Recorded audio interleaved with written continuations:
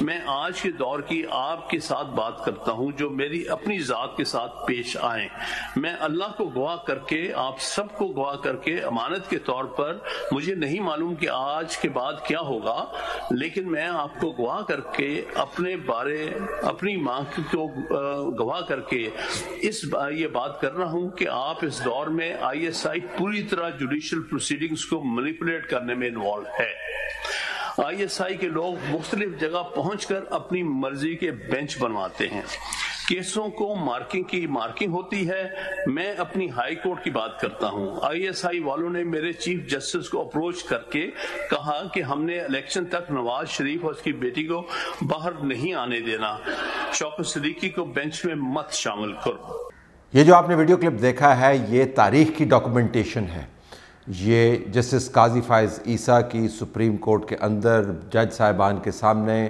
حامد خان صاحب جو justice retired Shaukat Aziz Siddiqui کو ریپرزینٹ کر رہے ہیں وہ بیان سنوا رہے ہیں آپ کو، جس بیان کی پاداش میں جسٹس ریٹائرڈ شوکت عزیز صدیقی کو ریٹائر کر دیا گیا ایک بہت ہی متنازع سپریم جوڈیشل کونسل کے ورڈکٹ کے ذریعے. اب ستم ظریفی اس میں ایک نہیں ہے، کئی سی ستم ظریفیاں ہیں. سب سے بڑی ستم ظریفی کا میں تذکرہ کرتا چلوں کہ حامد خان صاحب جو جسٹس شوکت صدیقی کو ریپرزینٹ کر رہے ہیں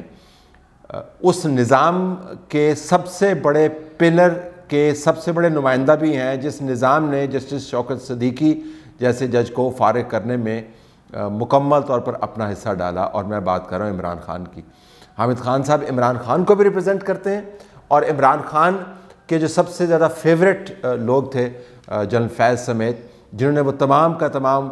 داؤ پیچ بنایا ہوا تھا جس کے ذریعے انہوں نے عدالتوں سے اپنے من پسند کے فیصلے لینے تھے جو عمران خان کے حق میں جاتے ہیں. یعنی فیصلے انہوں نے کیا لینا تھا کہ نواز شریف اور مریم نواز کو کسی صورت آپ نے انتخابات نہیں لڑنے دینا اور سیاست سے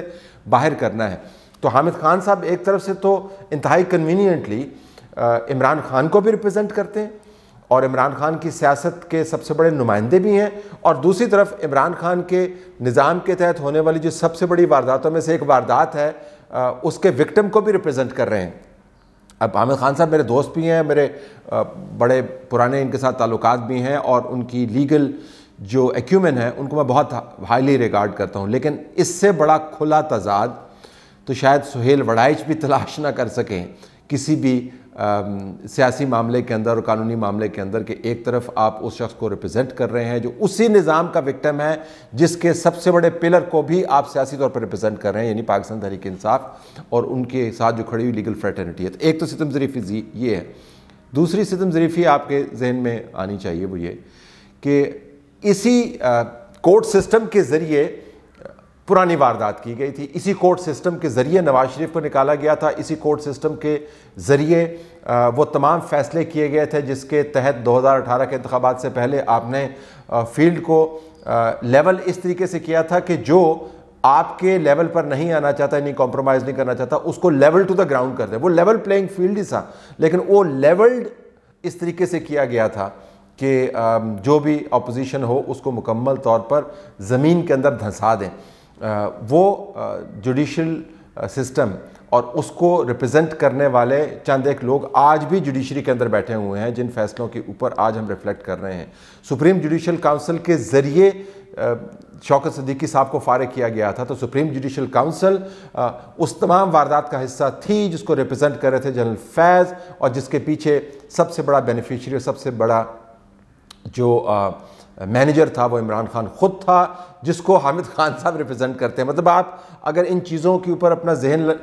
لڑائیں اور یہ معلومات کو آپ اکٹھا کریں تو آپ کو ایک ویڈیو کلپ جو میں نے دکھایا اس کے اندر سے 20 ایسے افسوسناک تضادات نظر آتے ہیں کہ آپ پریشان ہو جاتے ہیں کہ اس ملک کے ساتھ ہم نے واردات کی کیا.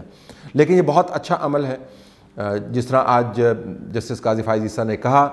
کہ ادارے برے نہیں ہوتے، اداروں کے اندر لوگ برے آ جاتے ہیں تو ہم لوگوں کے اوپر فوکس کریں. دنیا بھر میں آپ کو انٹیلیجنس ایجنسیز کے حوالے سے ایسی رپورٹس ملتی ہیں. اگر آپ CIA کا اپنا ریکارڈ اٹھا کے دیکھ لیں تو وہ اس کے اوپر تو ہالی ووڈ نے ہر تیسری فلم جو ہے ہالی ووڈ کی CIA کے حوالے سے بن رہی ہوتی ہے، روگ ایلیمنٹس کے حوالے سے بن رہی ہوتی ہے. تو ایک تطہیر کا عمل ہے جس میں سے نظام از خود اپنے آپ کو نکالتا ہے، لیکن چونکہ ہم نے یہ تہیہ کیا ہوا کہ ہم نے تطہیر کے عمل سے نہیں نکلنا، بہت ہی کوئی اشد ضرورت ہو یا مجبوری ہو تو تطہیر کرنی ہے اس واضح انداز سے، ورنہ ہم نے اس کے اوپر مٹی ڈالنی ہے یا اس کو پردے کے پیچھے پھینک دینا ہے یا اس کو صفحہ ہستی سے ہی مٹا دینا ہے اس کے شواہد کو۔ مثلا ذوالفقار علی بھٹو کی جو پھانسی گھاٹ تھا، وہاں پر ہم نے پارک بنا دیے، ہم اس جگہ کے اوپر جا کے ریوزٹ نہیں کروانا چاہتے، وہاں پہ لوگوں کو برگر ہم نے کھلوانے ہیں، وہاں پر ہم نے ان کو جھولے دلوانے ہیں، لیکن ان کو یہ نہیں بتانا کہ یہاں پر ہم نے ایک پرائم منسٹر کے ساتھ کیا کیا تھا۔ جس کمپاؤنڈ کے اوپر اسامہ بن لادن کے کمپاؤنڈ کے اوپر ریڈ ہوئی تھی، وہ مکمل طور پر ڈیمالش کر کے ہم نے شواہد اس کے مٹا دیے ہیں۔ ہم 1971 کے اندر کتابوں کے اندر نہیں جاتے، ہم اس کو کنفرنٹ نہیں کرتے، کیونکہ ہمیں ہسٹری سے بہت تکلیف ہے، ہم چیزوں کو ڈاکومنٹڈ فارم میں نہیں دیکھنا چاہتے۔ جاپان کی اگر آپ مثال لیں تو جاپان 2 نیوکلیئر سٹرائکس کا وکٹم رہا، اور آج بھی ہر سال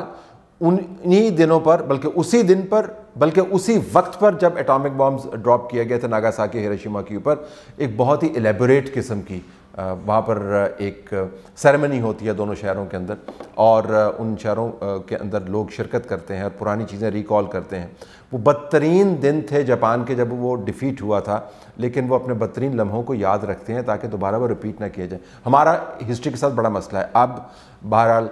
کچھ ہسٹری ڈاکومنٹ ہو رہی ہے، لیکن جن لوگوں کو ہسٹری کی ڈاکومنٹیشن کے ساتھ مسئلہ ہے وہ صرف کورٹ کے اندر ہی موجود نہیں ہے۔ میں آپ کو آج ایک اور دلچسپ بات بتاؤں، یہ سلمان مسعود ہمارے دوست ہیں، نیو یارک ٹائمز کو ریپرزینٹ کرتے ہیں، نیشن کے ایڈیٹر، انہوں نے بڑی زبردست کتاب لکھی ہے اور میں بلکہ اس کو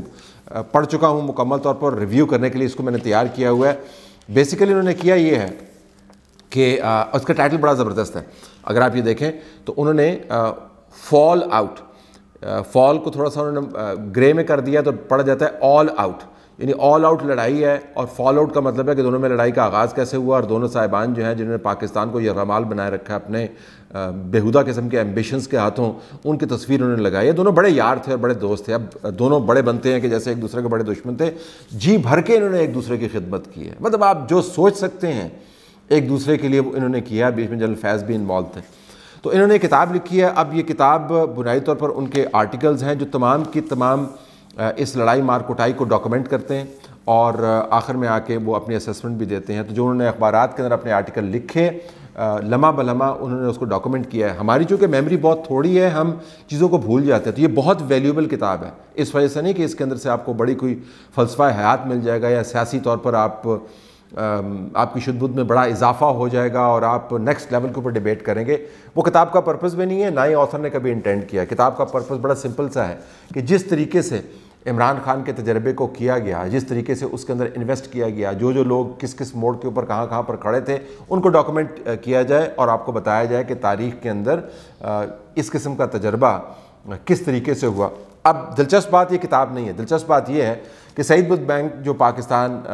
کے کیپٹل کا ایک سب سے بڑا بک بینک ہے، وہاں پر یہ کتاب رکھوائی گئی، اور اس کے بعد اس کتاب کے رکھنے پر لوگوں نے یہ دیکھا، ان دونوں کے ہی نمائندے ہوں گے، کہ جی یہ تو بڑا مسئلہ ہو جائے گا، تو تاریخ ہمیں روزانہ منہ چڑھایا کرے گی جب بھی ہم بک سٹال کا دورہ کریں گے۔ تو انہوں نے زور زبردستی احتجاج کر کے انفرادی طور پر 10 12 14 لوگ گئے اور بہت ایگریسولی انہوں نے کہا کہ اس کتاب کو یہاں سے ہٹائیں۔ ظاہر ہے وہ ایک کمرشل سینٹر ہے، انہوں نے مناسب سمجھا کہ ہنگامہ نہ ہو، تو انہوں نے کتاب اپنے سٹال سے ہٹا دی۔ آپ صحیح سن رہے ہیں، سعید بک بینک نے سلمان مسعود کی کتاب جو لکھے ہوئے آرٹیکلز کا خلاصہ ہے، انہوں نے اپنے بک سٹال سے اس وجہ سے ہٹا دی کیونکہ ان کو کتاب پسند نہیں ہے۔ کتاب کا مسئلہ نہیں ہے، سلمان مسعود کا بھی مسئلہ نہیں ہے، مسئلہ ان دونوں لوگوں کا ہے، اور ان دونوں لوگوں نے جو تاریخ بنائی ہے اس کی ڈاکومنٹیشن کیا ہے جو اس کتاب کے اندر موجود ہے۔ تو میں تو آپ کو کہوں گا کہ یہ ضرور کتاب پڑھیں، آن لائن اویلیبل ہے، اٹس ڈوئنگ ونڈرفلی ویل، اور آپ اس کو انٹرٹینمنٹ بھی پائیں گے اور آپ جان پائیں گے کہ پاکستان کے اندر تجربے کیسے کیسے ہوتے رہے ہیں۔ تو میرے خیال میں بک سٹورز کو بھی تھوڑا سا تڑ دکھانا چاہیے کہ کتاب اگر وہ اٹھا لیں گے تو بک سٹور کا مقصد ہی فوت ہو جاتا ہے۔ تو یہ وہ فیشزم ہے جس کا میں ذکر کرتا ہوں۔ آپ اپنے کرتوتوں کا سامنا نہیں کرنا چاہتے، آپ نے جو کچھ کیا ہے اپنے خلوت کے اندر، اور آپ نے جو کچھ کیا ہے اس ملک کے ساتھ جو کھلواڑ کیا ہے، آپ اس کا سامنا نہیں کرنا چاہتے۔ The problem is not with the book or the author. یا جو بیان سپریم کورٹ کے اندر دیا گیا ہے. پرابلم یہ ہے کہ آپ نے جو کچھ کیا ہے وہ آئینے کے طور پر آپ اس میں اپنی شکل نہیں دیکھنا چاہتے. کتاب تو آپ کو شکل دکھائے گی, ہسٹری آپ کو شکل دکھائے گی, اور ڈاکومنٹیشن ہوتی رہے گی, بھلے پوری نہیں ہو لیکن ڈاکومنٹیشن ہوتی رہے گی. تو بڑا دلچسپ ہے کہ سپریم کورٹ میں پڑھے جانے والے بیانات سے لے کر سلمان مسعود کی کتاب تک آپ کو جو رزسٹ کرتے ہوئے لوگ نظر آتے ہیں وہ ایک ہی قسم کے فیشسٹ ہیں. وہ لکھے ہوئے لفظ کو صرف اسی صورت میں ٹالریٹ کریں گے جب ان کے حق میں لکھا جائے, وہ بولے ہوئے الفاظ کو اسی صورت میں بولے دیے جائیں گے جب بولنے والا ان کو چیلنج نہ کر رہا ہو, ان کی تعریف کر رہا ہو. اس کے علاوہ وہ چاہیں گے کہ ہر جگہ پہ censorship who. That's real fascism. لیکن دوبارہ سے میں بتاتا چلوں کہ حامد خان صاحب کے جو تضادات ہیں وہ مجھے ابھی بھی فیسینیٹ کرتے ہیں کہ ایک طرف سے آپ شوکت صدیقی کو ریپرزینٹ کر رہے ہیں اور دوسری طرف آپ عمران خان کو بھی ریپرزینٹ کر رہے ہیں, یہ جانتے ہوئے کہ عمران خان اور general Faiz Hamid hand in گلو تھے.